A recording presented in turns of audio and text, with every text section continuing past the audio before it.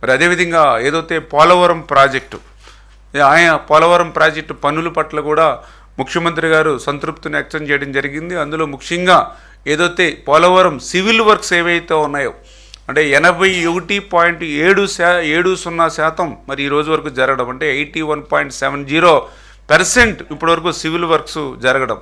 ఎందుకంటే గత 5 సంవత్సరాల వైసీపీ పాలనలో కేవలం 3% మాత్రమే పనులు జరిగాయి.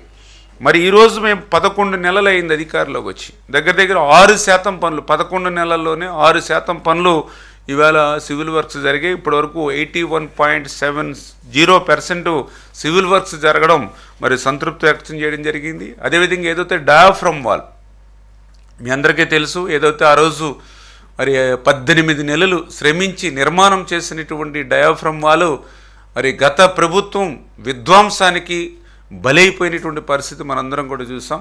మరి అటువంటి డయాఫ్రమ్ వాల్ మళ్ళీ నూతనంగా ఈవేళ నిర్మాణం ప్రారంభించి మరి ఈ యొక్క 10 నెలల కాలంలోనే 26% డయాఫ్రమ్ వాల్ పనులు పూర్తవడం జరిగింది.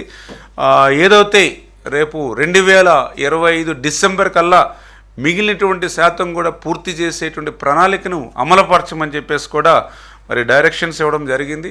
అదేవిధంగా ఏదైతే ఈ యొక్క డయాఫ్రమ్ వాల్ నిర్మాణ పనులకి అంటే రేపు ఏదైతే వర్షాకాలంలో కూడా ఇబ్బంది లేకుండా ఏదైతే అప్పర్ కాపర్ డ్యామ్ అంటే ఎగువ కాపర్ డ్యామ్ ఏదైతే ఉందో మరి దాని టైం డ్యూరేషన్ కూడా దగ్గర 4-5 సంవత్సరాలు అవుతుంది. కాబట్టి ఆ యొక్క సీపేజ్ వాటర్ నుంచి ఆ యొక్క అప్పర్ కాపర్ డ్యామ్కి ఇబ్బంది లేకుండా ఏదైతే బట్రస్ డ్యామ్ ఏదైతే నిర్మాణం చేయాలని చెప్పి అంతర్జాతీయ నిపుణులు ఏదైతే ఇచ్చారో దాని ప్రకారం ఆ బట్రస్ డ్యామ్ కూడా 91% మనము పూర్తి చేయడం జరిగింది. ఈ నెల ఆఖరికల్లా ఆ బట్రస్ డ్యామ్ కూడా పూర్తయి ఏదైతే ఎగువ కాపర్ డ్యామ్కి ఒక స్ట్రెంగ్త్ ఉంటుంది, తద్వారా మనం వర్షాకాలంలో కూడా ఆ పనులకి మ్యాక్సిమం ఆటంకం లేకుండా కూడా ఆ డయాఫ్రమ్ వాల్ అదేవిధంగా ఏదైతే గ్యాప్ 1కి సంబంధించినటువంటి ఈసీఆర్ఎఫ్ సంబంధించినటువంటి మెయిన్ డ్యామ్ పనులు కూడా చక్కబెట్టుకోవడానికి కూడా ఇది ఒక అవకాశంగా ఉంటుందని చెప్పి తెలియజేసుకుంటూ, అదేవిధంగా ఏదైతే గ్యాప్ 2కి సంబంధించి